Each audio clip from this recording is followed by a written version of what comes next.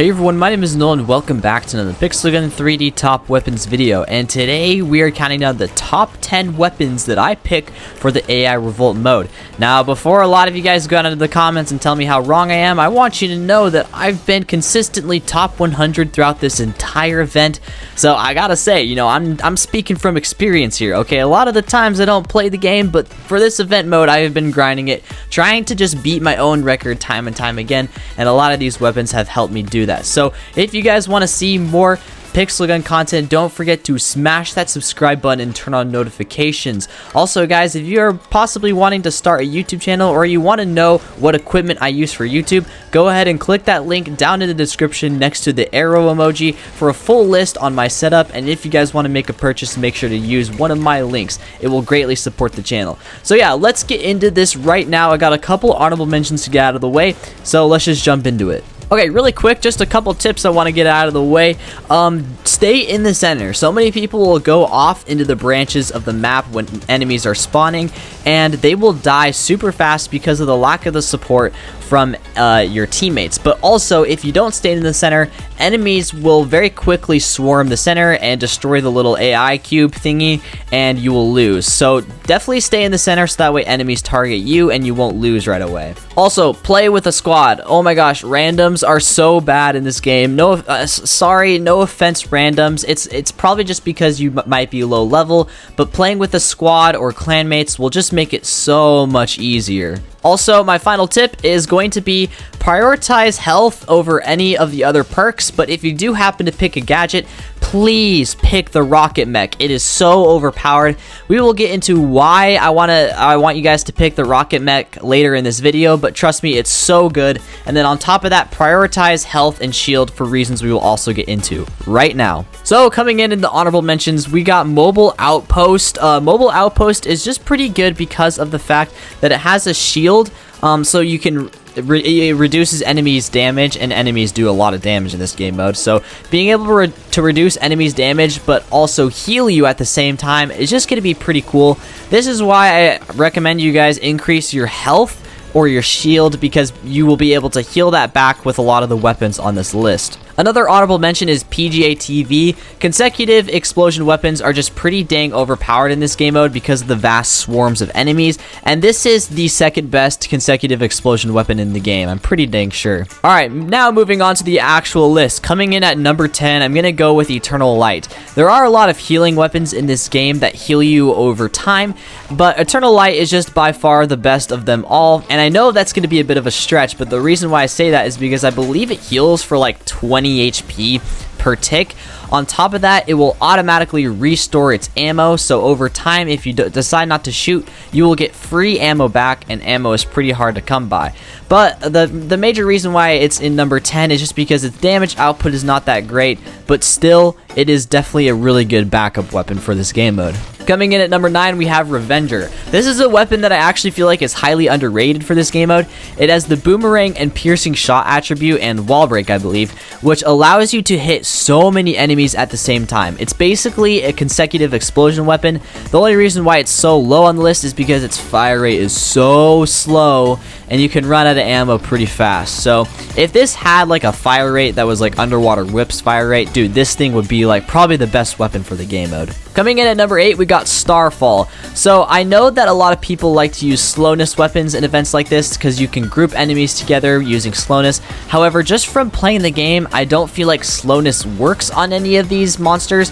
However, that being said, this weapon still does a huge amount of damage because of its star raining effect. So if you guys group a lot of enemies together in the center, you can like do tons of damage with that. And then it also has chain damage for just massive amounts of damage to swarms. Coming in at number 7, Cyber Psy is going to be the best movement weapon by far for this event mode. It is the only dash weapon that's available, and of course that's kind of cheesy because, you know, of course conveniently it's available in this battle pass. But yes, Cyber Psy is just by far the best movement weapon for moving around, getting ammo, getting armor.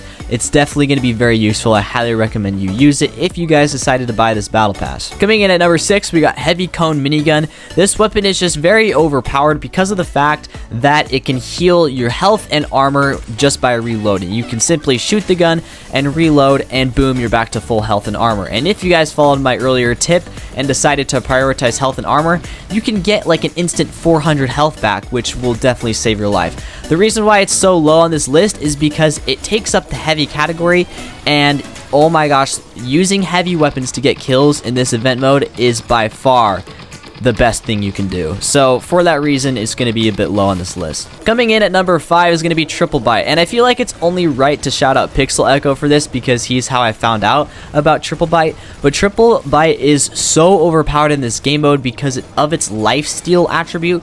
Its lifesteal allows you to infinitely heal your health back if you're doing damage to enemies, which is another important reason why you need to prioritize health, because you can heal so much of your health back and just infinitely do damage and heal and damage and heal. On top of that, it also has area damage, so if enemies surround you, you could just do damage and heal your health. So it's just pretty dang OP. Its damage is not all that great, but it's still pretty good. Coming in at number 4, I'm going with Atomic Splitter. A lot of you guys might be surprised to see this so low, but this weapon is an absolute beast as far as damage goes. If you guys don't know, not only is this weapon's base damage 169, but it has Super Punch, which automatically raises that up to, I believe, 280 per shot. The reason why this is way lower than what you might expect is because just from using this weapon, I believe the Super Punch is activated every 3 shots, so when you, or 3 landed hits, I believe. So when you land a hit, it will take 2 landed hits to activate the Super Punch, so the 3rd shot will be Super Punch, whereas another weapon, which will be up later, is going to be way better than this. Coming in at number 3, we got Underwater Whip. This is by far the best consecutive explosion weapon in the game. It has a high fire rate and high damage, so this weapon will be able to shred through monsters. It's not going to be as good late game, but for those first 5 or 6 waves, it will definitely be insane. If you guys are wanting to conserve ammo for the heavy category, definitely use this weapon. Coming in at number 2 is going to be Pasta Sniper.